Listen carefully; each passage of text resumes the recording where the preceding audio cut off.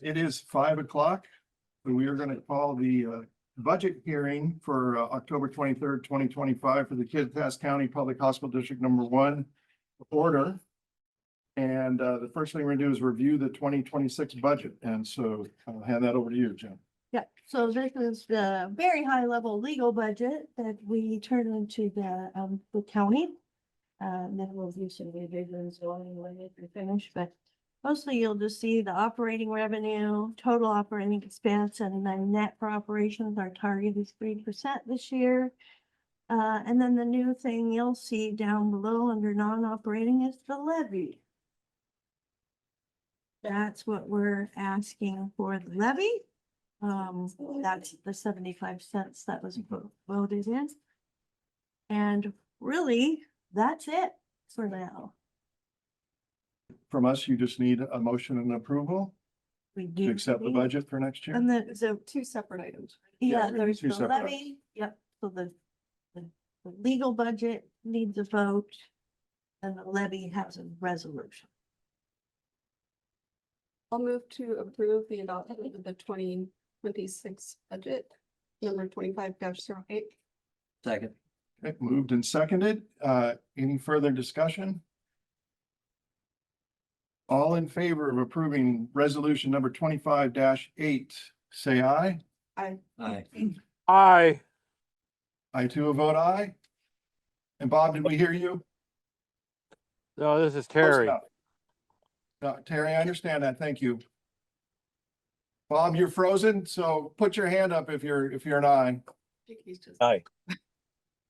awkward. Okay, I think we're good. Thank you. All right, so anybody, that's the 5 commissioners, so no one is opposed. That motion passes. The next thing you'll see is a resolution adopting the levy for 2026. You're used to seeing this at 101% of your last year's levy. This year it is 75 cents on every $1,000 of assessed value. So what we do now is we got an estimated value. We increased that by a historical percentage and then are asking for that much money. When they finalize the assessed values, you know, we can only get 75 cents on that. But if we were to ask for less than that, then we would only get that. So that's why it's a little bit different here than the assessed value that we get from the county right now. And it's actually 533.4% increase.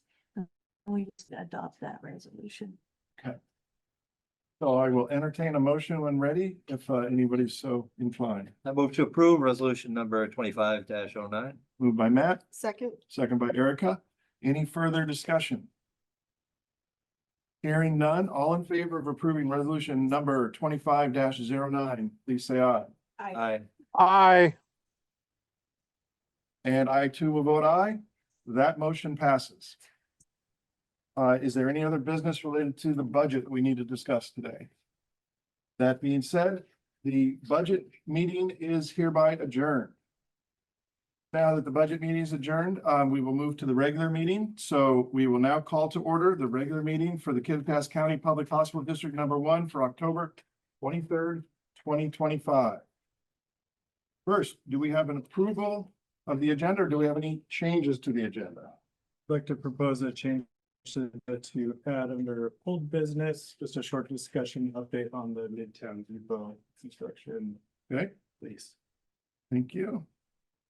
Any other additions, changes, or concerns? Seeing none and hearing none, I'll move to approve the agenda as amended. motion to approve the agenda as amended. Second. Second. Any further discussion? Seeing none and hearing none, all in favor, say aye. Aye. Aye. Aye. I too will vote aye. That motion passes. Now we're to the consent agenda. If you've had an opportunity to review the various documents in the consent agenda, I will entertain a motion to approve or make any changes. Move to approve. Motion to approve. Second. Or Bob can second that. Was that Bob that seconded? That's Bob. Okay. Motion by Erica, second by Bob. Any further discussion? Motion by Matt, second by Bob. Correction, motion by Matt, second by Bob. Any further discussion? Hearing none, all in favor of approving the consent agenda, say aye. Aye. Aye. And I too will vote aye. So that motion passes. So we are now to public comment and announcements. So if anyone here wishes to speak, and so just as a matter of protocol, we listen very thoroughly to all of your comments. We do not tend to respond in the moment. We are here to pull in information, and then we as commissioners take that information and work through it when it's appropriate and so forth. So I appreciate everybody attending tonight. And so who would like to go first? I'd like to go first. I sent an email to you. My name is Ray Crawford. Nobody has responded. Multiple Okay. emails. Well, thank you for that. So just so you know, we typically limit it to 3 minutes. So the floor is yours. That's it. How come you haven't responded to my emails? Okay, like I said, we don't respond at the moment. It's been a week. I've told you we don't respond in the moment. We don't, this is not a dialogue. This is an opportunity for public comment. Public comment. You have not responded to my concerns.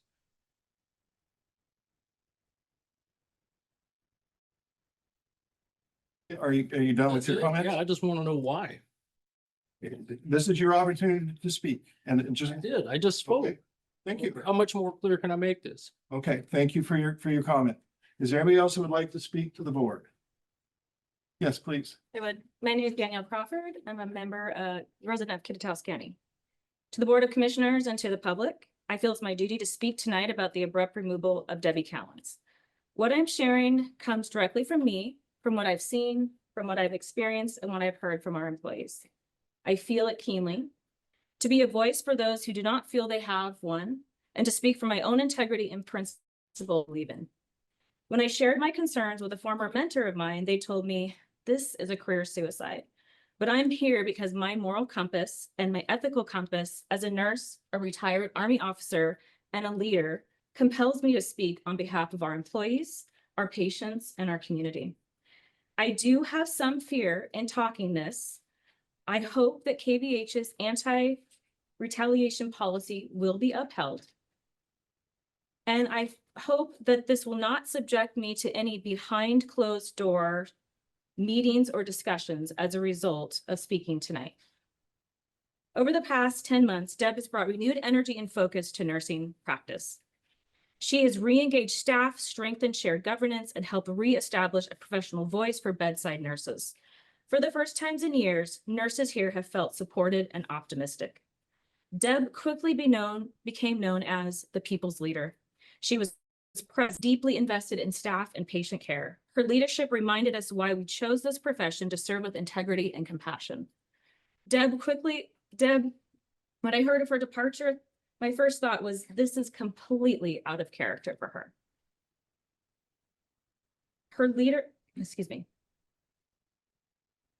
It did not align with her integrity or her commitment.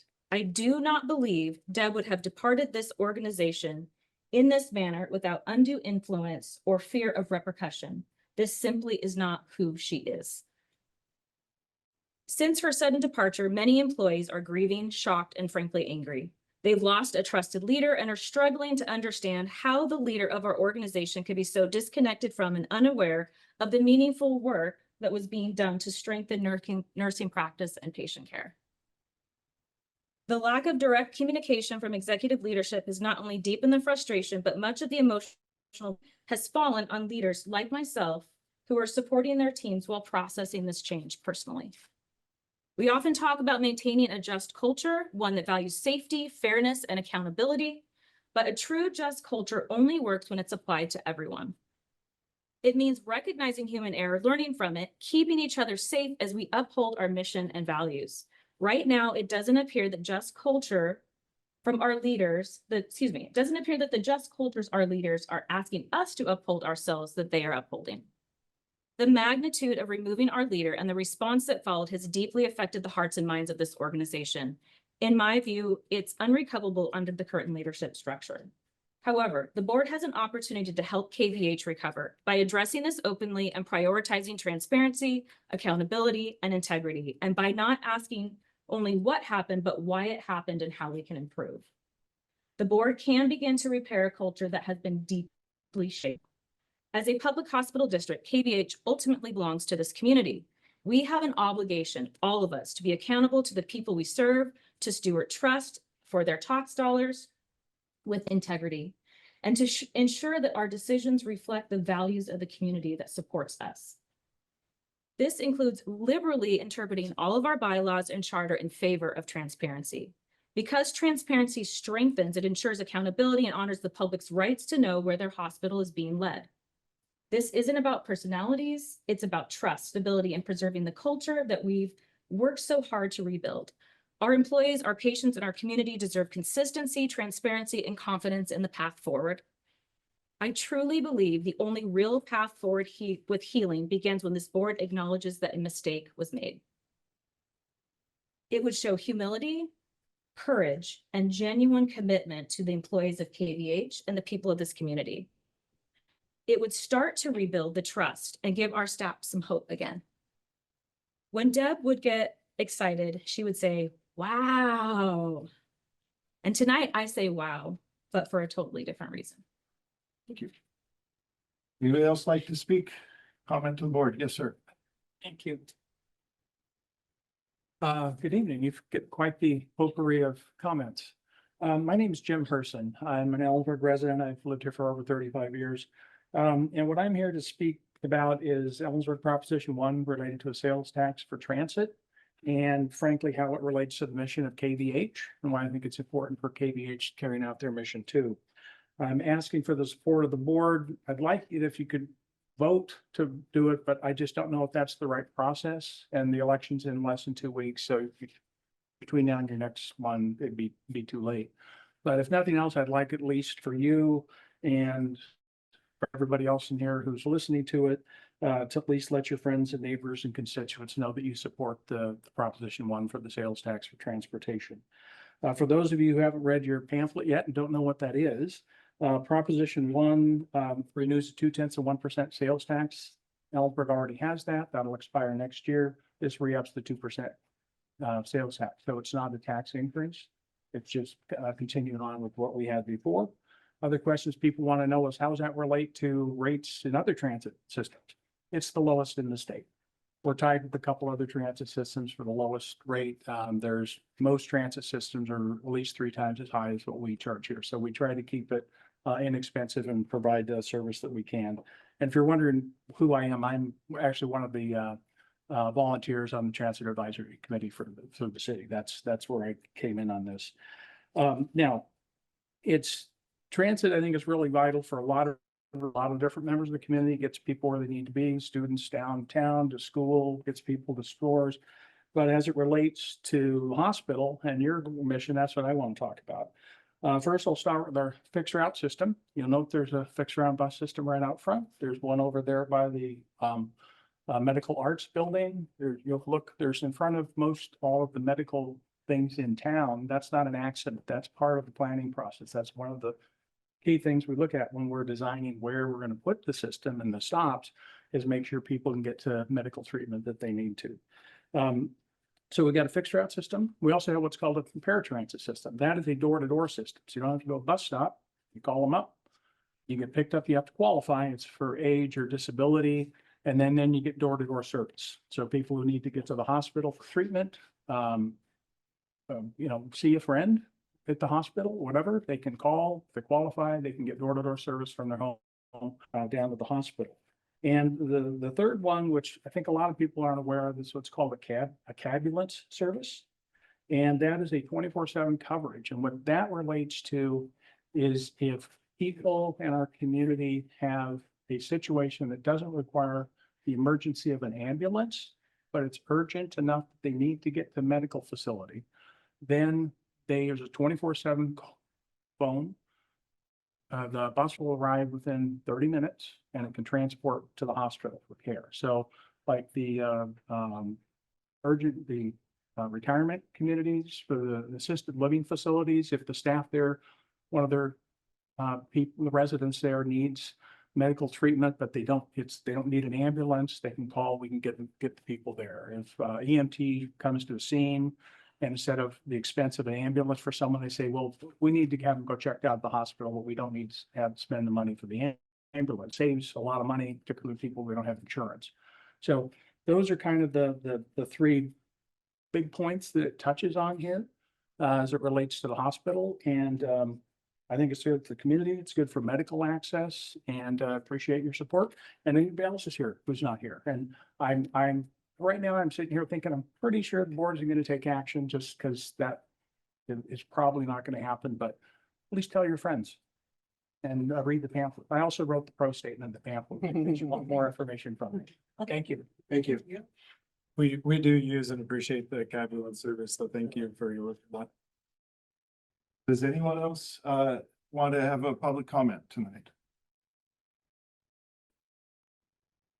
My name is Connie. I've worked at KVH in the emergency room since January of 2013. I came to this hospital with 6 years of ICU experience in large metropolitan hospitals. I continue to work here because I'm committed to serve the community, and KVH continues to be the employer of choice because of geography. In my 12 years of tenure at KVH, I participated in the Best Practice Committee, Safe Staffing Committee, the Education Committee. I worked as a charge nurse and trained as worked as a sexual assault nurse examiner. I've worked under multiple arrangements of the C-suite. One consistent characteristic of this organization is its commitment to mediocre status quo.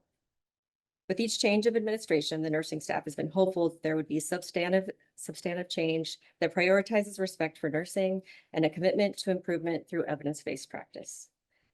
With each change of the organization asks the nursing staff to trust us that change takes time. And with each change of administration, we've been disappointed. While this organization has various committees that purport to be an avenue for change and an opportunity for action and advocacy, the organization has implemented a negligible amount of action after hours and hours of work and investment. The latest insult to nurse comes in as an abrupt departure of a nurse leader that worked with staff for over 10 months. She sought to meet individually with staff, listened to our lengthy concerns. She took notes, looked at data, and made us feel heard. Just as she was about to implement the plans she had been collaboratively creating to elevate this hospital, its nursing staff, and patient safety, she resigned. I say resigned because I don't actually know what happened. I was in a meeting with her the afternoon before her departure, and there were discussions about plan implementation at 3 o'clock that afternoon, which reinforces the idea that this was an unplanned leave. The administration hasn't felt the need to share that our leader no longer works for our organization, how that happened, or who is going to fill her shoes. Upon my prompt job search, I heard through the grapevine that she was gone Tuesday. When I heard that she was gone Tuesday evening, it was revealed that the hospital had posted her job Tuesday morning. Transparency? To this moment, the C-suite hasn't felt the need to communicate who will carry on the work that she started. Although it's been an empty verbal promise to carry on what she started, without an action plan, I'm again left believing this organization is not going to grow, shift, or change. For the 23rd year in a row, nursing has been voted the most trusted profession. Despite this, this organization continues to patronize its staff with empty promises, lack of transparency, and a lack of respect when it comes to basic communication about organizational movement, goals, and plans. This latest pivot of leadership does nothing but reinforce our concerns. Thank you. Anyone else like to speak? So I'm a little tired, so I'm sorry. I have been the caretaker for 3 people for the last since February, I believe. And Mary Lau. Mary Lau. Thank you. And it's been something I've wanted to do, to come here to talk to you guys about the hospital. And I do feel really bad. I didn't know this many people were going to be here. So here, being the caretaker, I have been to Spokane hospitals. I've been to OMAC. I've been to Wenatchee. I've been here, and I have been at the UW, just getting back from the UW. And again, I'm so sorry. I'm so tired. I am very disappointed about the care here. And I'm listening to these people, and it reiterates everything I feel, and it's so heartbreaking. I have lived here my whole life. This is my community, and I look at the care at the UW, and I'm going to tell you, it shouldn't take a traveling doctor to give me faith in this hospital. When I had a doctor that is assigned to this hospital treat my husband so horrible. Dude, I think you really need to listen to your people, because I I never heard one word from anybody. And I'm very sad that that's what you guys think of our community. That's pretty much, I have so much more to say, but I'm gonna stop right there. I think you guys need to open your ears. I was told so many times when my husband checked in here, get him out, get him out. By many people, and I'm so sorry, people here, it wasn't, I obeyed you. But that was what I was told, not by one, not by two, but up to 10 people, staff and friends. Like I said, I've lived here my whole life. There were people that were having babies here that said, get him out now. And if it wasn't for Dr. Owen, and I'm gonna mention his name, hearing people talk to me on the phone and me saying, I'm gonna get him out now. He came out of his room and he said, I am doing everything I could do that everybody else will do. And Dr. Owen, I thoroughly believe my husband would be dead. You guys need to look into stuff. You need to listen to your people. I, on purpose, go to Virginia Mason and have been for 15 years because I will not come to this hospital. I had to bring my husband here. Listen to your people. That's all I have to say. And I will not come here until you get it fixed. And there's a lot of people that feel the same. And you need to know it was above 10. Get him out of here. That resignates. And the fact I never even got a call, an email, and I asked, I'm so sad. And when I hear my dollars, when I looked at you and you were talking about my dollars going here, if I find out how many dollars of my money are coming here, I'm going to text you. I'm going to let you know because it's a lot. I can tell you we own a lot of land.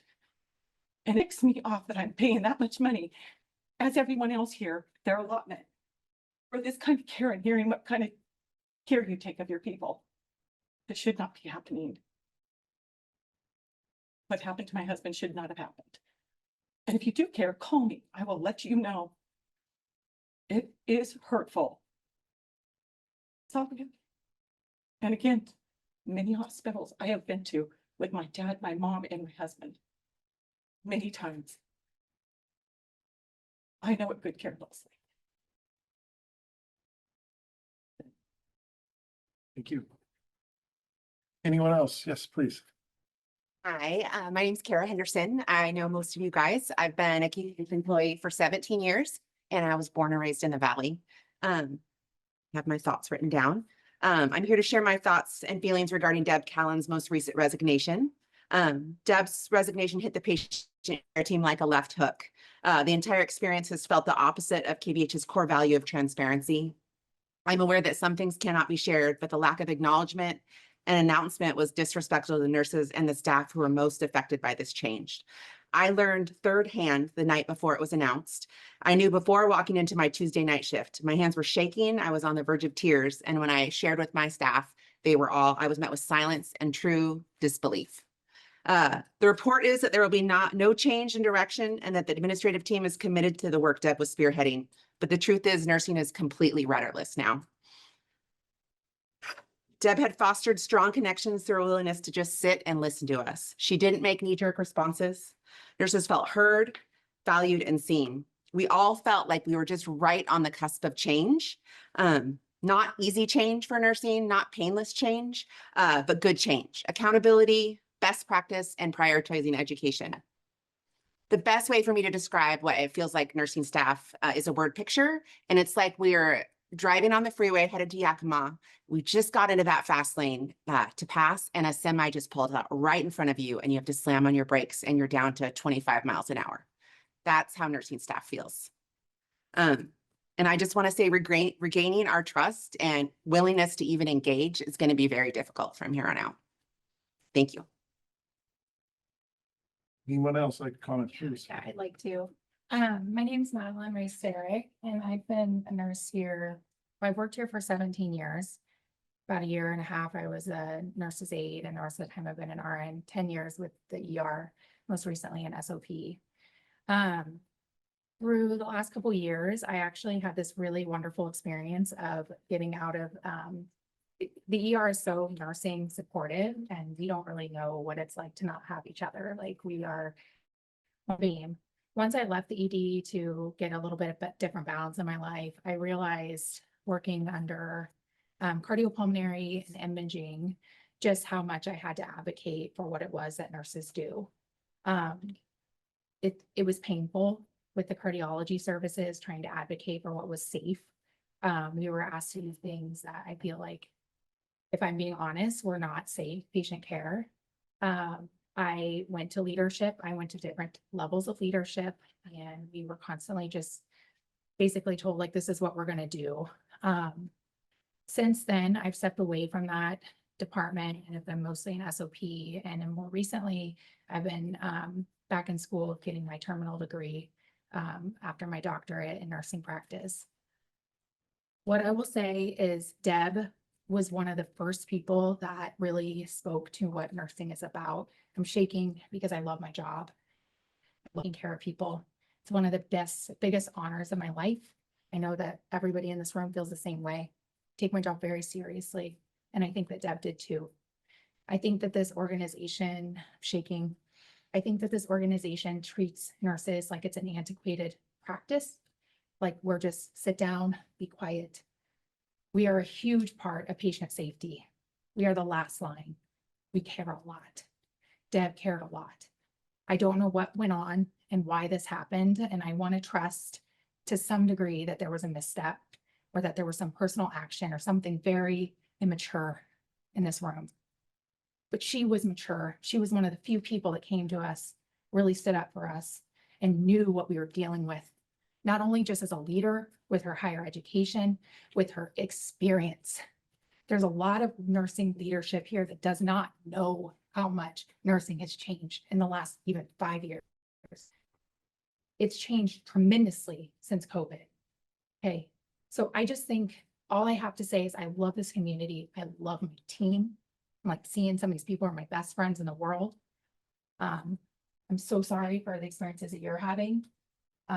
We can do better. I believe that we can all do better, but this has got to stop. And nursing matters, you guys. And for the leaders in this room that are nurses, you've got to be curious about what's changed. You got to listen to us. You got to recruit with us. Be there with us. Don't work against us when we have concerns. It's exhausting. And at this point, even when I have my advanced practice, I would not want to work alongside this administration the way it's going. I will move from this community with my advanced nursing license because I need to see and trust from this community that you're willing to regenerate with us, learn with us, and respect us. Thank you. Thank you. So how does this work? When people talk, do you get back with them or do you address any of these issues or what? I'm new here and I don't understand the process. You just listen and do what? We listen. We as a board speak as one voice. So when we have a time as a group, as a board to discuss what we've heard, again, we're governance. We do not run the hospital. And we run. So so the hospital, he has free reign to go do whatever he wants? Or- He is our one and only employee that reports to us. Okay, so you control the individual who controls the hospital, correct? Our legal responsibility is to hire and if necessary, dismiss the CEO of the hospital. The CEO is then tasked with, like any organization, being the chief executive, making the decisions for the organization. So what reaches threshold when he gets removed? Should probably. Yeah, Could I meet with you guys after one-on-one and we'll discuss this? Because I'm very disappointed. I keep sending things to you and it falls on deaf ears. I will say the problem is you move to a legal level of threats, which I means now we absolutely- get lawyers involved, so we no longer speak. Okay, that's a good That's thing. the issue that you're up against. Okay. If you started a dialogue, we would dialogue back. Okay. But when you start with threats, No unfortunately, we threats, have I'm just asking. we have to hand it off to legal people to represent. That's exactly what I was looking Like for. hear from all the other people who are Yeah. spending their time. with So us. please, is there anybody else who would like to speak tonight? Okay, hearing none, I'll just say, obviously, there's a personnel issue that is very challenging right now. The board has not yet had an opportunity as a board to discuss it, to look into it deeper and so forth. So this meeting begins that process for us. So we do hear what you're saying, but we cannot be immediately reactionary. We have to absorb what's being heard. We have to talk amongst ourselves. We have to begin the process of understanding what happened, why it happened, should it have happened, those sorts of things. Unfortunately, at the board level, it's much slower than you would want because of all the state laws required with how we run. I can only talk to one board member about a topic before it has become a public, or at least we have to publish in the newspaper. I'm going to have a meeting to talk about something. So I can't talk to Erica and say, hey, Erica, talk to Matt and see what he thinks and get back to me. That's totally illegal. I can talk to one board member and then it ends. So on something as contentious and as challenging as this, our first opportunity will be during executive session tonight. For the first time, all the board members can speak freely with one another. What have you heard? What do you understand? What are you concerned about? And begin that process of what obviously is a very concerning position for a lot of the community here. We take it extremely seriously. We're just, our hands are very tied in the I understand, process. yeah. I'll just give you a little background. I used to run hospitals. I was a COO. And I'm very concerned. I just retired on CMS. Your ratings are terrible. I'm just telling you, Again, we've heard, you've sent us lots of information. We have that. Again, we will begin the process during our executive session to discuss what we each individually have seen, heard, thought, feel, and that sort of thing. Understood. So we just have to follow the process. Okay. And it's uncomfortable because we'd love to immediately be able to know the solution and the answer. It's not designed, the system's not Well, I designed. know, but you follow the process, this process, but when Deb allegedly resigned in one day, that process. This is not appropriate for this session right now. We will not be having a back and forth during the Okay. session right now, so this really needs to Very well. end. Well, just all around, and if, I just want to check with the group and make sure that everyone who is desiring to be heard has been heard tonight. It's just important to know you have been heard and our process will begin tonight. So I know it just feels so cold. I just don't know another solution. But we have to follow the law. So that's what we're going to do. So we're going to move forward there because we do have a meeting to attend to that's required by law for us to get through to make sure it's on the public record, the various things that we are doing. I appreciate everyone's time. If anyone doesn't want to sit through the regular meeting, you're certainly free to leave at this point, but we're going to carry on with the agenda business at this point. So moving on, we have quality for reports and dashboard with Mandy. I apologize. I thought that the board meeting was next week, and so I have my board report is in front of you. It's not in the packet. So you'll see it there. So you haven't had a chance to read it ahead of time. It was here when I sat down. I just put it in its place, but I did not read it yet. Okay, so it summarizes the Quality Improvement Council meeting that was on October 13th. So great. We had a very great discussion about CMS measures, star rating, sepsis readmission mortality, utilization review, as well as the dashboard. So that summary of the dashboard is below. And then I wanted to add that about flu shots, employee flu shots. We've have 65% of our staff have provided documentation about either declination or that they've received a flu shot.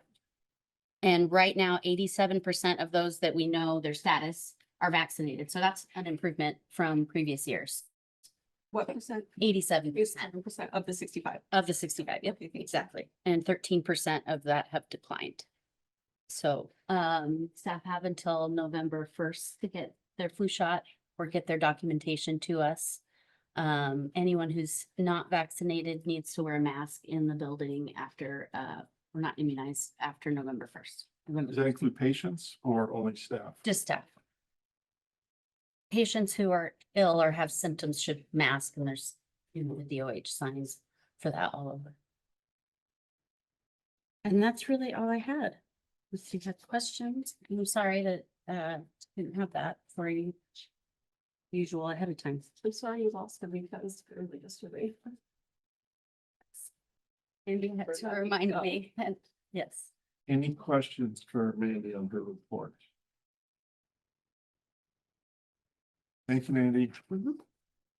Moving on, Chief Executive Officer, Jason, what do you have for us?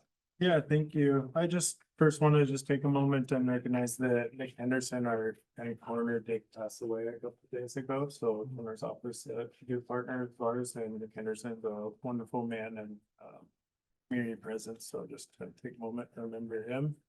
I think he will be celebrated with the Johnson & Johnson. Johnson and Williams. Yeah. And Brookside, I think, are working together on arrangements. Updates through my report. So yeah, we're still making progress as we've done our visioning session for that 1-3-5 year kind of planning sessions on the 29th, and we'll be working to compile that input from all of our leaders into a plan that's a very fluid working plan as we approach the coming years and try to be prepared for the work ahead. We're also working on updating all of our copies for the coming board. Anticipate those going to QI Council in February, Yeah. right? Yep, so we're refresh those copies. We've done a lot of work on defining exactly what is a copy, and we're using them as I said, our very interdepartmental work. So things like our information technology, services optimization and investments, and revenue cycle management functions, facilities improvements, and master site planning. So that's kind of the theme of the copies, very similar to prior years. So working on those updates. Access, recruitment, retention is a huge thing. So we continue to recruit heavily, and the providers, nursing, all staff areas doing really well with the providers. We last board meeting, I think I mentioned, we had 3 provider candidates that ended up falling through, but we've been able to continue to recruit a couple of those positions. And one of them was a physician that we weren't able to get full-time as we intended, but he did start with us on a per diem basis and has been picking up shifts. That's been going really well. So continue to pull in more clinical staff in that area, in those areas. WSNA contract, we have started negotiations. That started Monday and Tuesday of this week. We had all day sessions Monday and Tuesday, and just really impressed with the professionalism of the WSNA staff and working through it very collegiate in partnership with them. We're really addressing a lot of the contract core language and stuff updates, and it's been very appreciated from both sides. It's a lot of work that the previous CNO was teeing up, and we look forward to memorializing that into our contract. So it's been really good so far. Say what you mean. Yeah. Construction updates, ortho, general surgery, vast project is all done. So thank you for attending the open house October 7th, and thank you to Crystal Densley's team, Community Relations, for putting on that open house. It was a big success to show off the investment in our community there. Cleveland Midtown Depot, I'll give a little bit update on that later on under the old business, but we are moving ahead on that project. And then Jennifer is continuing to trudge forward with the Radio Hill project and all the other projects going on. So Jennifer's getting all of those things moving. And then just again announcing Crystal Densley accepted the position as Director of Community Relations, and really look forward to Crystal's work in that role. She did have a resignation from our events coordinator, and she's working to refill that position, and just really excited for Crystal's team and community relation outreach. And then another just project to follow up on, the board had authorized a few months ago for us to engage with an architect to explore the emergency room and family med Cleveland space, and Jennifer did lead that early October, and they came on site and they're working on some ideas, kind of like phase 1, phase 2, or just options for the board to consider over the coming years. I think I tasked Jennifer with what's some like right now small things we could do for workflows, and then what's some things we could look forward to be able to double our capacity type of a scenario. Because I do think that we have in that 10-year time frame, especially in Cleveland, aim for doubling that capacity in that clinic up there, which that clinic, just to remind, is owned by Hospital 2. So also keeping them apprised as we explore that building space. And just a call out Oh, for events, a big one to get on your calendars, December 6th for the Employee Appreciation Banquet. It'll be at the CWU Circ, and more information coming. Crystal is working hard to get out announcements and to continue planning for that event. Do you know if that's a Saturday? I believe it's a Saturday. Possibly there's the night before, which is Friday. It's a busy weekend, lots of really good things going on. It is a busy weekend. Yes, December 6th, Saturday evening. And we are looking that the event has grown every year, so we do have, about 800 people that we employ. And we look to invite spouses to that one as well. So in theory, if everybody showed up, the fairgrounds would be the only venue large enough. But Crystal is exploring to potentially pivot to the fairgrounds next year for a larger venue, because we are last year in capacity, and this year we'll hopefully be hitting capacity as well. How are we notified of their invitations? And is it through their email, employee email? Or? Announcements, email, I think we did cards to people's home addresses last year even, yep. That is all that I have on the CEO report, thank you. Any questions for Jason on his report? Bob or Terry, any questions for Jason on his report? No, I don't have any questions, but Super John, I want to thank you for asking me if I had any questions. Okay, hearing none other, we will move on to Janine, Chief Human Resources. Well, we have our key metric report that show a little bit of growth in our total number of employees. We did have a banner month for hiring. We had 27 new hires processed, which is quite a lot for us. We did fill 4 hot jobs. We still have 10 active, but we are getting some key areas filled. In particular, we had a clinic manager that will be overseeing neurology. And we also have a vascular surgeon starting in January.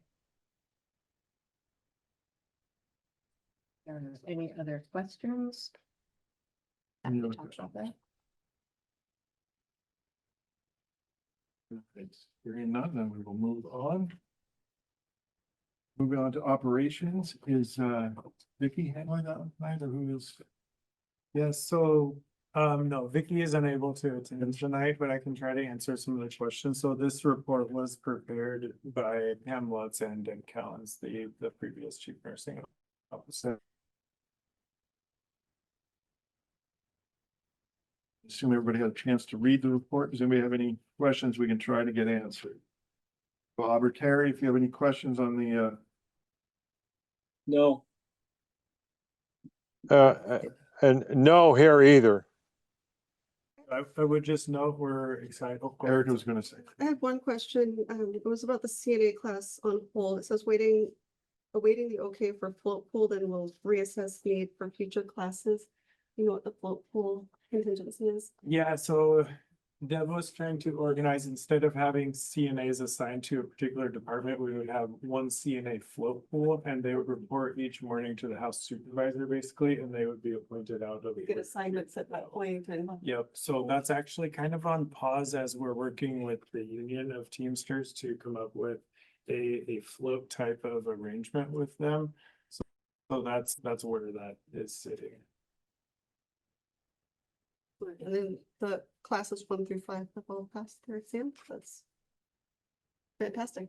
Yeah, and Jennifer Crane leads that, and she's been awesome to help build that CNA pool, not just for us, but the community. So we don't require the CNAs that get through that to certify to stay with us. They sometimes stay with us, they sometimes go do something totally different or go work at, Mountain View post-acute care or something like that. So it's been a very good program for the community.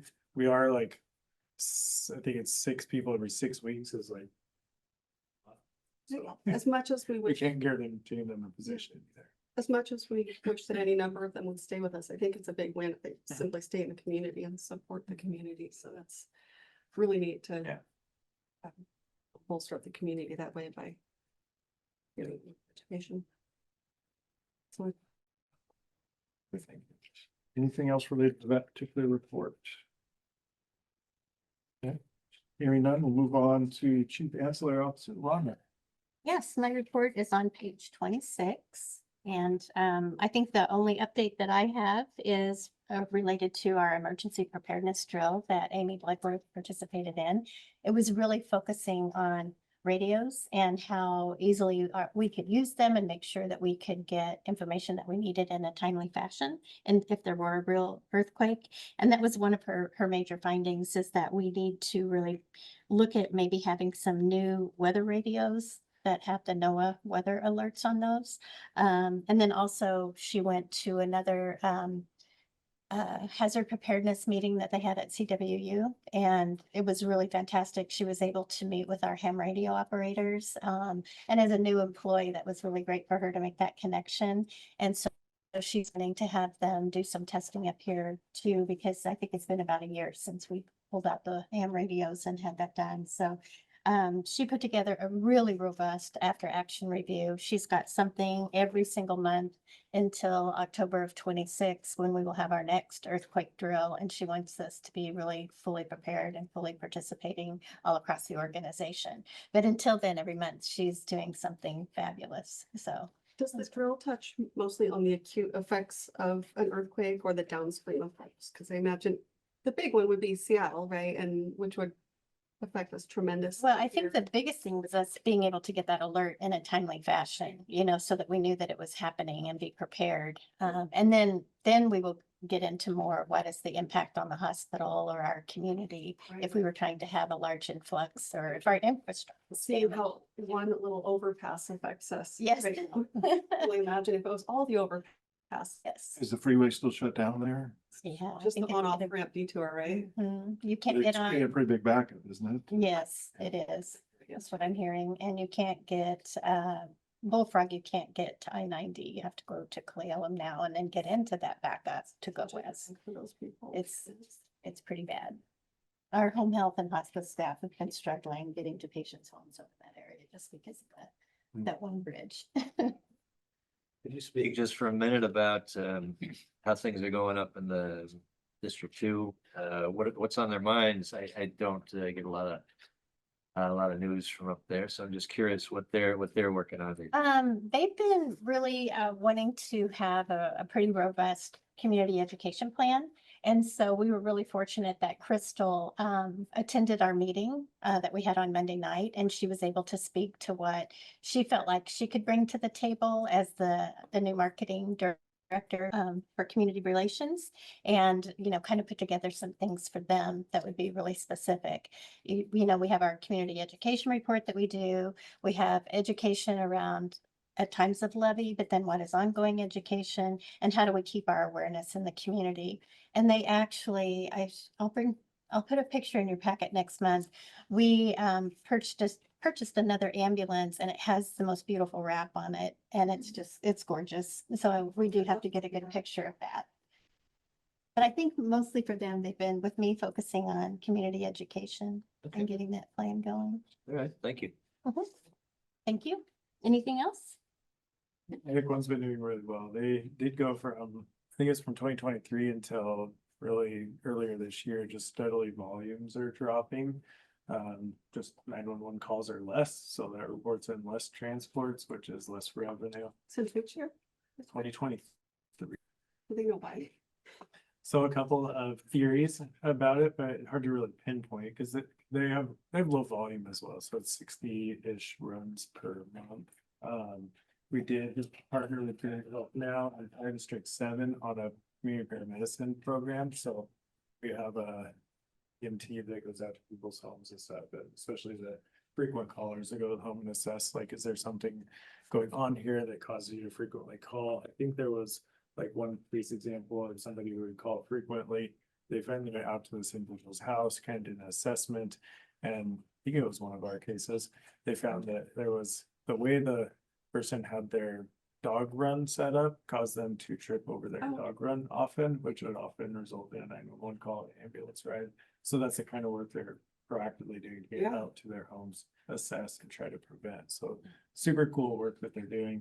I don't know if that accounts for 25 in volumes, but that is what's occurred. The last 2 months volumes have been going back up. So, I think it's also probably the treat without transport. So they go out to the home and they do an assessment and take care of the immediate need of the patient, but then the patient doesn't need transport. And so that results in, no income because you didn't transport. That's the only way you can bill. yeah, our paramedics do really good about the treating of transport. They're highly skilled, whereas a lot of your private companies like AMR, they go just shy of begging you to get in the ambulance to go, where ours work with them and assesses it's safe for them to stay and or drive themselves and save the cost of an ambulance ride. All of the above. Thank you. I want, if we could just back up to just one bit to patient care services. Okay. Report. I just wanted to, right, the last one in both the clinical excellence department. So this is kind of a new department we're putting it as, and we've always had nursing education. So under the prior, reframing under clinical excellence, we're going to have a committed manager to that. And it says the full spur that they're still working to fill that manager position. And we have filled that manager position. I give huge credit to Cody Stott and Amy Morris for their work in recruiting very qualified people to come in and manage that work. So we are excited to continue that work and build out that department. We'll be then reaching out to all the other nursing units to provide that education support. Has that manager started yet, or they? I think they start November. No, December. December, okay. Yeah, so excited. All right, moving on to Chief of Clinic Operations, Stacy, can you hear us? Yes, so my report starts on page 27. I just really want to report out, talk a little bit about growth and development. We've got 7 MAs who are working to get the competencies done to increase their tiers. So the MA tier program, I would say, has just been really successful and motivating staff for growth opportunities. I've got 5 of the clinic administrative team members doing the Lean for Leaders program. They're all not very new, but we're kind of doing a refresh program now, got it up and running. I think Leanne had 3 cohorts, 2 or 3 cohorts she's been running. So we've got some managers in that. Our clinic system support person is sitting for her rural health certified professional exam. She should have that done by the end of the month. And then our new clinic manager will be taking that course and going for that certification in April. And then I'm just returned from the National Association of Rural Health Clinics national meeting. Hot topics and good information and things for us to look forward to are several presentations on remote patient monitoring and how that can work in the clinic for you, artificial intelligence and use of AI beyond scribes, a really good presentation on emergency preparedness. So the clinic managers will be putting together probably a new emergency preparedness program for the clinics. And then also some really good regulatory. On the bad news, Congress still has not come to any resolution agreement. So telehealth for Medicare appointments for primary care is still not being reimbursed. So telehealth for behavioral health is still a thumbs up. We're moving forward with that. Right now, we're not scheduling any new telehealth appointments, and we're going to reassess probably next month to see how much longer the government will keep us waiting. And I can answer any questions if you'd like. Any questions for Stacy? Thank you. Thank you, Stacy. All right, moving on to medical staff, Chief of Staff, Dr. Hoppy, if you're available and can hear us, I'd welcome a report. Can you guys hear me? Yes. Excellent. Well, thank you everyone for coming tonight. And I know this has been a little bit of a tough evening, and I hope everyone has some time to kind of reflect on that. And I think there are definitely some valid concerns there.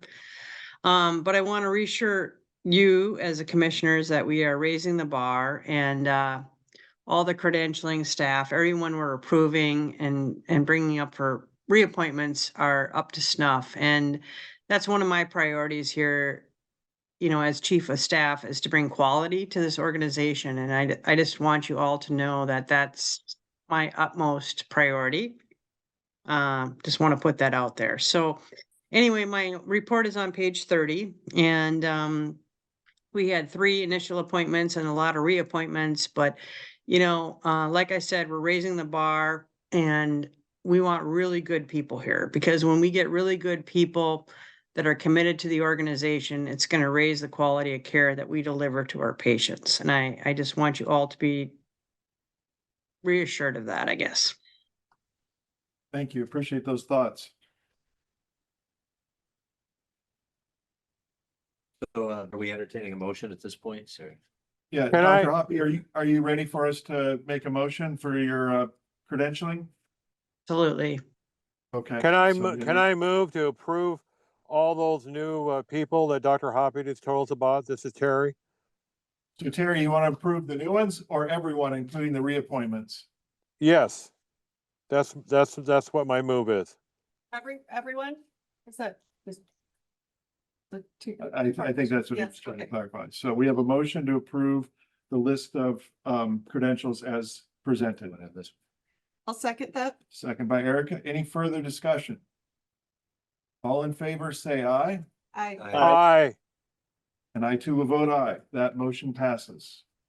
And I'm happy to take any questions here if you guys want to ask any questions or not. I'm happy to entertain them. Thank you. Does anyone have questions for Dr. Hoppy tonight? No, thank you, Dr. No questions. Thank you very much. I appreciate your report and all your efforts on that. Matt and I have the honor of sitting on the MEC with you, and we get to observe the efforts that you and your other members of the committee put into selecting these providers. So thank you.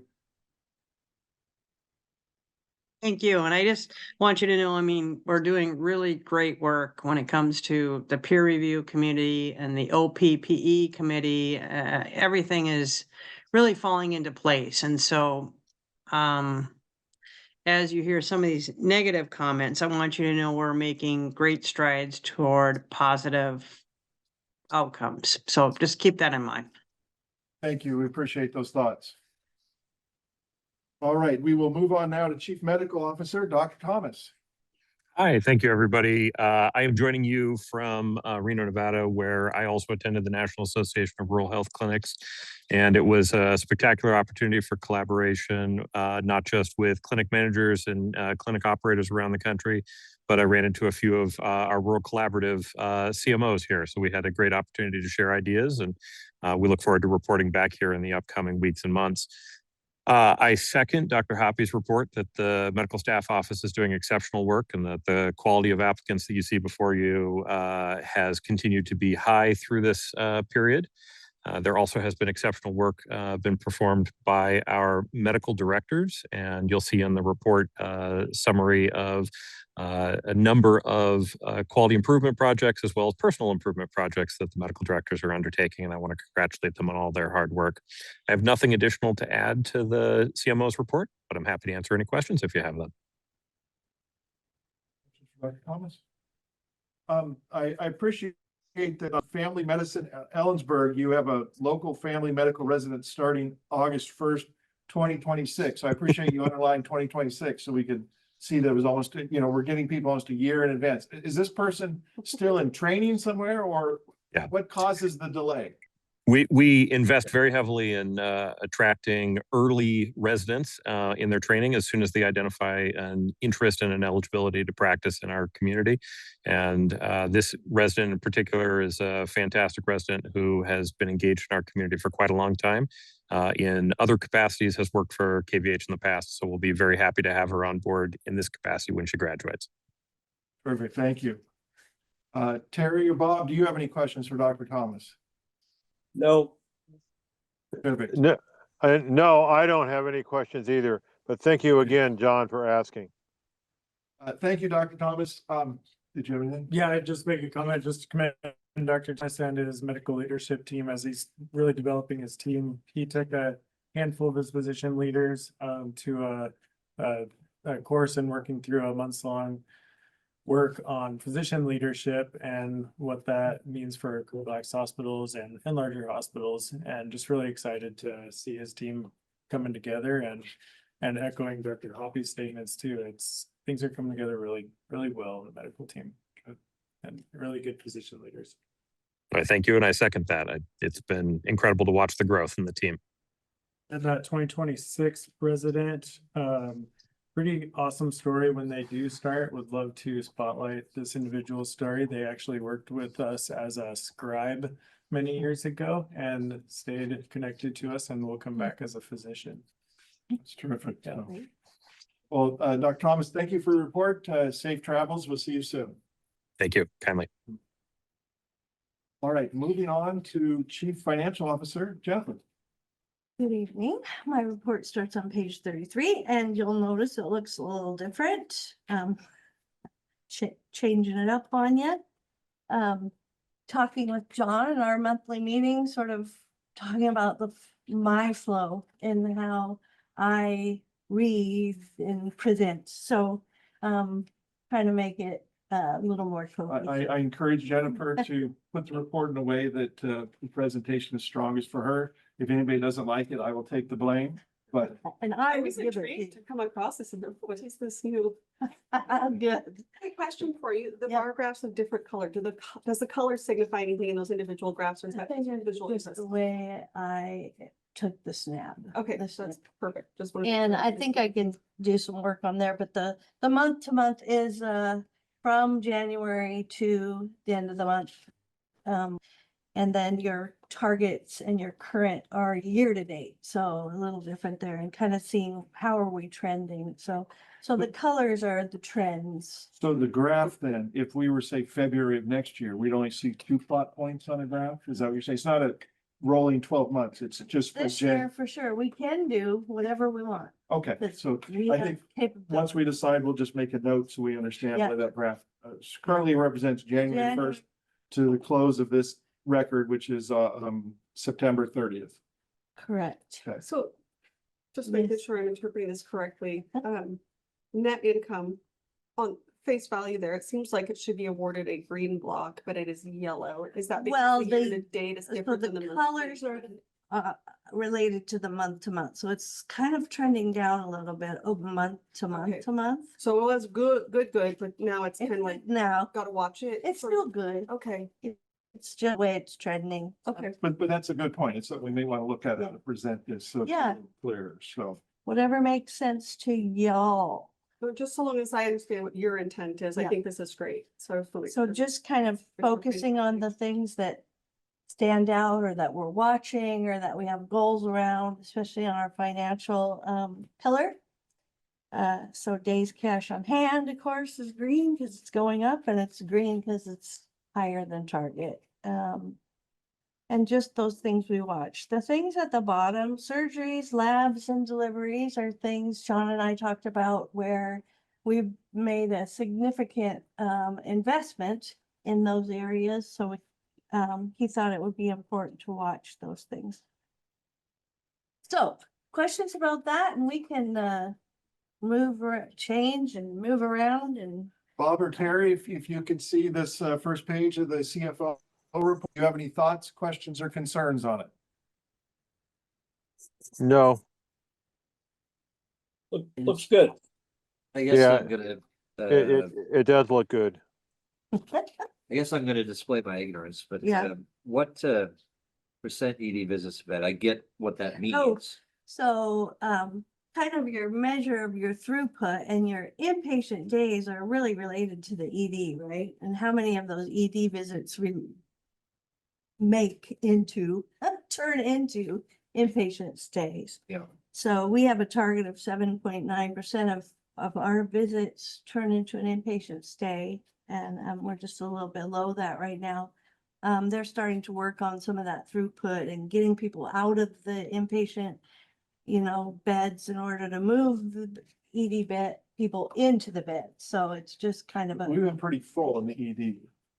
Excuse me, not the ED, in the Yeah, hospital. yeah. beds. And again, recently that would be related to COVID, but it's not related necessarily to COVID. It's just we're full. the perfect storm of people needing beds for various reasons. I'd just like to clarify, this is not us wishing that people convert to needing to be inpatient. This is us hoping that we have the capacity to care for them if they need inpatient care. Yes, and it's a financial thing, right? So in order to fill your beds, really, they come through the ED. And so I mean, I'm not wishing for them to, except for Right. dollar wise. but that we would be able to care for them. Yes. And then if they end up, let's say it's somebody who comes through our ED, but staying here is not appropriate because they Yes. need a higher level of care than what we can provide, that sort of thing. They're not going to convert to a bed because we're transferring them elsewhere. That's correct in this measure. Okay. We can think about whether that, But I think we've expanded our ability to treat people more than we could a few years ago. So more people are able to stay Right. local who need hospital care that we used to ship immediately. Well, that makes sense. Yeah, like the dialysis, I think is one of the big ones. But no, we don't want to ever encourage people to be sick. We No. want them to be as healthy as it's always possible. gonna be here when they're But sick. if they are, you know, it's good to be able to serve our community. Yeah. So the next piece is just kind of breaking down finances by pillar. I won't read it to you, and if you have questions, I'm happy to answer them. I preface this by telling you about my delight when I saw how this is organized. Oh, really? Yes, I Oh, really good. like that you've done this, so thank you. Yeah. Good. Worked with my brain. And we thought, like she said, that really this is more for the reading report, just highlights and things, but ties it into all that work that's been done with the Absolutely. pillars. So, Yeah. so again, we encourage feedback and keep adjusting but yeah, appreciate hearing that. And then we just have our capital there, a lot of things that are coming up is all of those foundation funded, purchases that are going to be coming. That's, I like that. I like this, how you show sort of what we've approved and ordered, what's on Mhm. on the menu, and then what's coming up. I Appreciate don't know if Yeah. that's new. That's not new, that's Jason. that. I like But it. thank But it's you. so clear. It's keeping that with granite. I give you a It little was a bit. little smaller font last. But look at all of the foundation funded Yeah. projects here. That's Good. Yeah. significant. That Yeah. last one is the X-ray room. It needs some work, but we thought we'd just roll that into a capital project. So, or I don't know how we say it, project. We'll see it in a different way. It's all about you. And we do have the Philips monitor expansion that we talked about, but oh, it's on the back. So I think It's our fluoroscopy unit for radiology. Radiology. Yes. Okay, thank you. And yeah, just shout out to the foundation. They approved at their last board meeting. It was, I think, $340,000 was their planned giving this year. And they really wanted to sprinkle it through a lot of different departments areas, so they committed to a lot of small items. So Bonnie and Jennifer's team worked with all the departments to come up with some needs from the departments, and then the foundation picked from a menu of items to hit all over services up in county and lower county as well. Bonnie did that. And they did also fund the light gate. If you remember, we had the presentation from Home Health PT and we had the community member that was saying we needed to have that in our rehab. What was it that they, The light gate, so it helps you stand up. and he used it on the treadmill and. Yeah. Really? So the foundation funded that for PT. Terrific. Great. That's. So, I forgot where it was. Oh, happy to take questions on that. Otherwise, we can move on to, wow. This The is. pipes. I don't know. It happens every now and then. As long as water doesn't come swishing through. No. So on to the key statistics, just want to point out a few things. Admissions are 10% over last year and a little bit over budget. So this last month was really full, and now I think we're still really full. One of the things we talked about last time was inpatient days and observation, and now we'll see it 3-to-1 kind of ratio, and you'll see with our patient days and down the line adjusted, or I'm sorry, equivalent observation days. Last month it was a 3-to-1 and is catching up year to date. So that's cool to see. And deliveries was huge last month. 35 babies born. I do have one question about Yep. deliveries. So we're on page 36, deliveries 35. We'll go back to page 24 in the patient services report. They list as 33. Any Ooh, idea, is it just like what time of day it gets stamped or reported, or I don't want to be missing 2 babies? that's probably a midnight thing, I would imagine. They keep their logs in the family birth center and we count the midnights. Okay, So thank you. probably. Just pointing out surgery minutes to procedures. They're being very efficient there. When you see the minutes are low and the surgeries are high. Do you think that's related to like some of the surgeons that I know we've been getting some new surgeons? Their skill set is quicker, the technology, the tools are making it quicker, a All little of bit the of above. all of the above. Yeah, Amy thinks all of the above, but the providers and what procedures they're doing has a lot to do with it. Dr. Longo is more efficient in the exam room than Dr. Mirage was, for Mhm. example. And then we are doing quite a bit more eye cases now Okay. than we were previously, and eyes are. Does Dr. Faith do a lot of those? Cause he's really. So those are efficient, Yeah. quick in and out. And do you know Dr. Longo, he has access to, I think, the Arvis system or something. Do you know if that has Yeah. anything to do with speed, or I know it has to do with accuracy? Not speed, just accuracy. Okay. Yep, but he does have a new table as well for hips, I think it is, and that does help improve his efficiencies and that as well. So, and that was also funded by the foundation last year. Okay, that's All right. Just one more thing to point out, adjusted patient days, 6% growth over last year. That's sort of everything all together. That's kind of a measure of how big we are. Questions about that? And then the year over year, I don't have too much to say about that, except for the annualized is looking to be all things the same, coming out pretty well at the end of the year. Fast as it goes. The finance dashboard, I start to wonder as accounts receivable stay low like that, are payers actually paying faster or are we writing it off faster? So we'll be doing a little bit of look at that.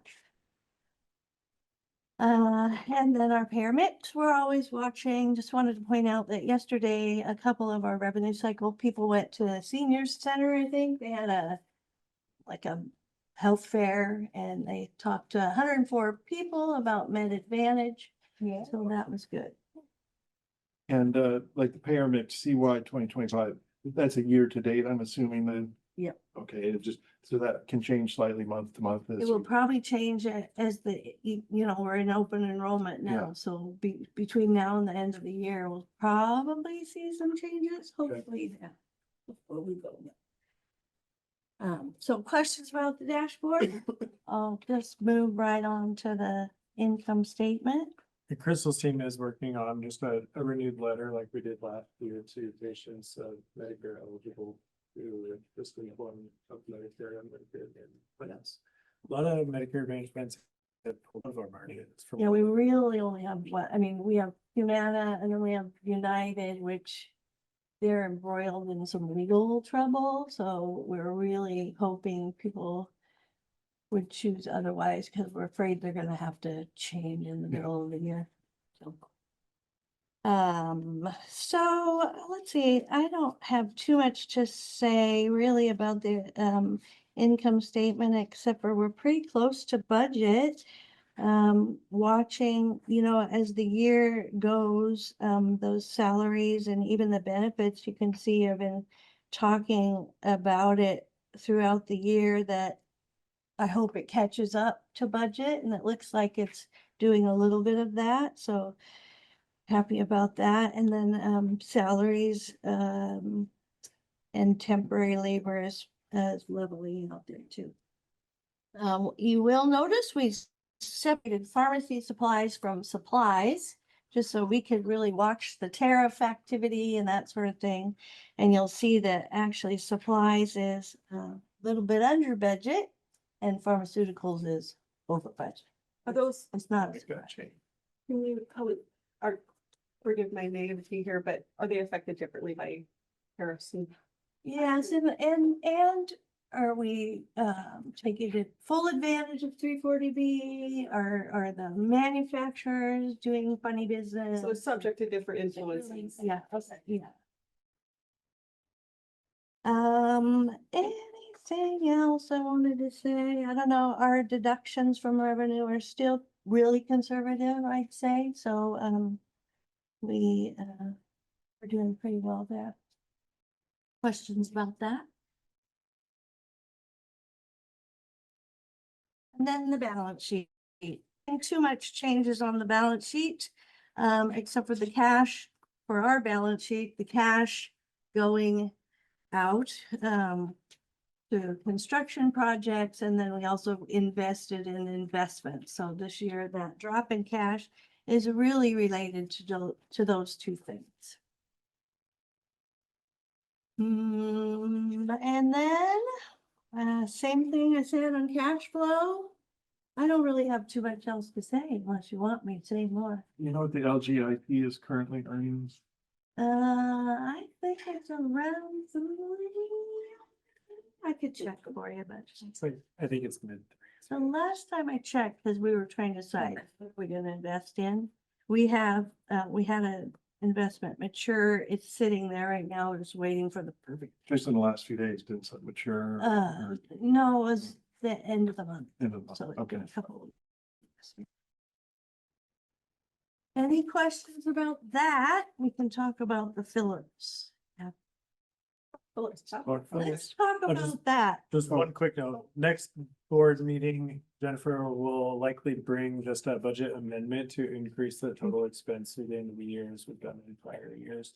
As you can see, we're running over in expenses, and that's just in relation, we are also running over budget and services too, so more services, more expenses, so we'll have an amendment. It's just the thing we did last year that we started our meeting with. We're just making a slight adjustment to bring the reality of where we're at Right. this stage. Keep following it. Yep.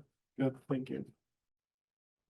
Well, I don't know the backstory on the Phillips. Yeah, I can talk to I the can Phillips talk. Modern System. So in 2023, the board approved the Phillips Modern project, and yeah, Jeff's on too, so Jeff, feel free to jump in as well. And that project consists of probably 80% of all the Phillips monitoring equipment. But we didn't replace everything at that time because everything that we have also wasn't of the same date and product at that time. So there was a handful of items that still had some life left in them. And those things are now at their end of life and end of service by Phillips. So we didn't replace them before because we knew we could get about 3 more years out of them. And now December 31st comes around and those things will be at the end of their useful life and the end of their maintenance life from the manufacturer as well. So this captures that balance of product that wasn't in the other one. And there's also just a couple other additions that came from the surgical expansion area that are added into this one as well. So this will complete the whole Phillips monitoring system to be all the same items all the way through the house. There's a couple of mobile items in the ER to where I believe we can now monitor all patients in every room in the ER, plus in the hallway beds. Anything else you want to mention to that one, Jeff? No, I mean, the original goal was to have all of the same equipment. And so in the first half of the expansion, we upgraded all of the Wi-Fi as well. So Philips runs on its own Wi-Fi signal that is preparatory to it. And so it does not cross over into, the public Wi-Fi. And so that's already been done. So this is just the second half of replacing the monitors in that system. So that's about it. And John, you and Bob, I assume you reviewed this request in the committee and you guys are supportive, I assume. We did, yeah. We asked a lot of questions, talked about, warranty and service and maintenance contracts and just bringing the whole hospital finally under one system that officially runs. And we definitely, after that discussion, agreed that it should go before the whole board with our support. Well, in that case, I'll make a motion to approve this capital expenditure request, Phyllis Monitoring Expansion and Replacement. I'll second. Motion by Matt, second by Erica. Is there any further discussion? All in favor of approving the capital expense for the Phillip monitor system, please say aye. Aye. Aye. Aye. I too will vote aye.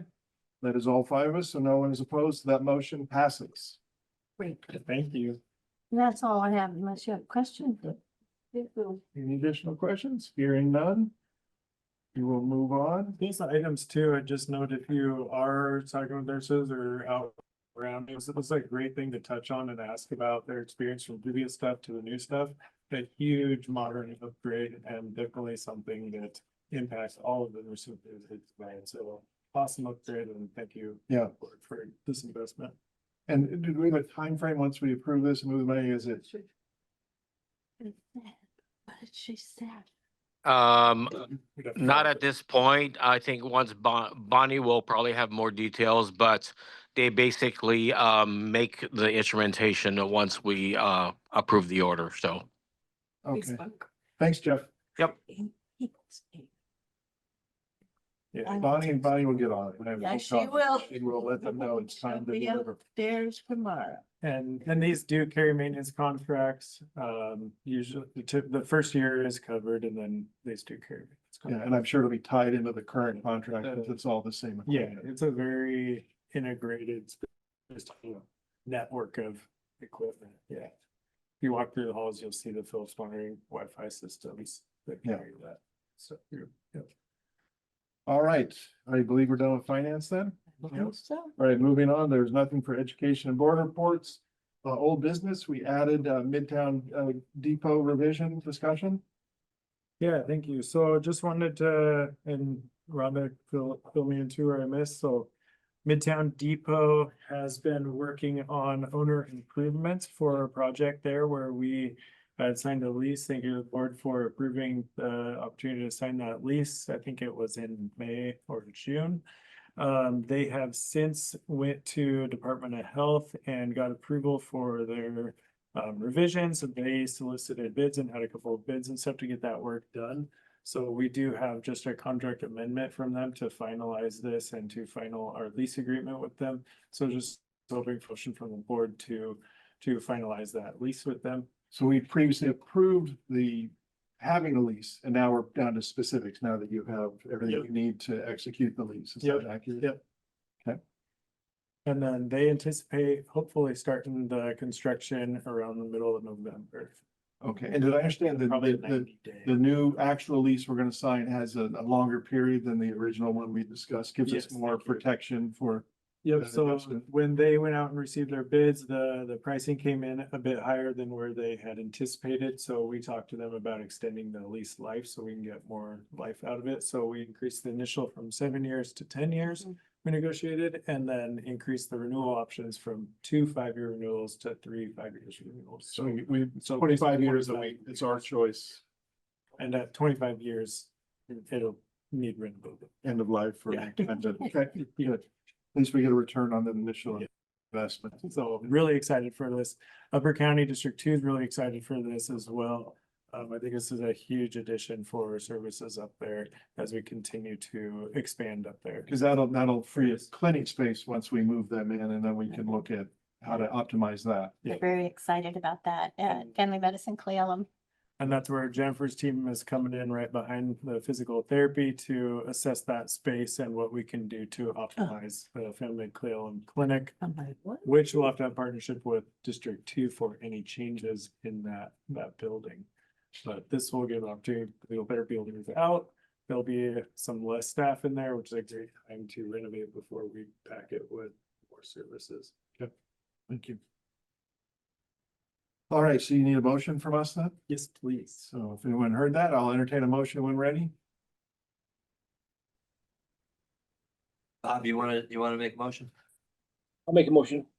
Okay, motion by Bob, I'll second. second by Erica. Any further discussion? All in favor, say aye. Aye. Aye, aye. I too will vote aye. No one is opposed. That motion passes. All right, any other old business? Hearing none, on to new business. We have the 8th Annual Hospital Advocacy Days in Olympia. Jason, do you just want to touch briefly on conceptually what we're thinking about?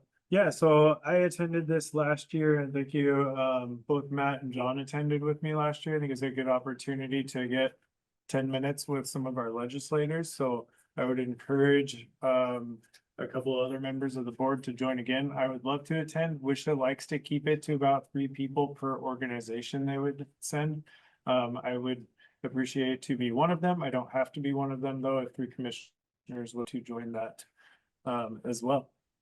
But Yeah, sorry, just didn't mean to interrupt. No. I'll be doing some work in Olympia during the legislative sessions, so I'll be there anyway. We say I mean, if you wanted me to be one of the people, you wouldn't have to pay for a hotel or anything, because I have that taken care of. But I did go last year, so if people want to do it, then I don't mind. This is Terry. I'd like to do it also. Especially if I'm on the governance committee. They always have a meeting before they go there, and they always talk about all the stuff that they want to discuss at that thing in Olympia. So I would like to go also. Is this something we need to decide today? No, I don't need to decide no, today. this is more of just information. And we'll mull it over amongst ourselves and see what the team should look like when we're done. So Bob, did you have an interest or availability for such a thing? You're on mute? Can't read his lips. You're still muted. There we go. There you go. Yeah, I'd be interested in going. Okay, so I'm so interested. So we've got a lot of people interested. So over the next month or so, we'll discuss it among ourselves and come to a conclusion of what's best for the organization. So thank you for expressing your interest, and we'll take it under advisement. Excellent. So that means I'll at least let WSHA know that at least 3 members of so go and ask if they have a lighter attendance, maybe they would want to. but I don't want to dismiss you yet just because 3 commissioners. I'd like to have an actual discussion and make sure we're doing what's best for the hospital. Yeah. Is this expected to be something where you need to stay overnight, or is that just because of what you already have going on? It starts really early in the Brainstorming, morning I see. with kind of a brainstorming session, then you start taking shots, And there is So usually doing the something, night before, Yeah. and then, then going at the end of the day. come home. okay, yeah, there is usually something to that evening. Yeah, and they do kind of a dinner or something like before people can meet each other and talk about. So it would probably be one night. okay. Yeah. So again, it's informative at this point. We'll figure it out, a game plan before the event happens. So terrific. Anything else on this topic?